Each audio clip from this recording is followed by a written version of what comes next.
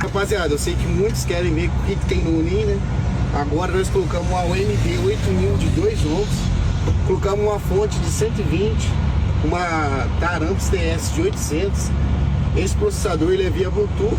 E o demais é esbarramento. Tem 3 baterias novas. Comprei 3 baterias novas, tá, rapaziada? De 160 amperes.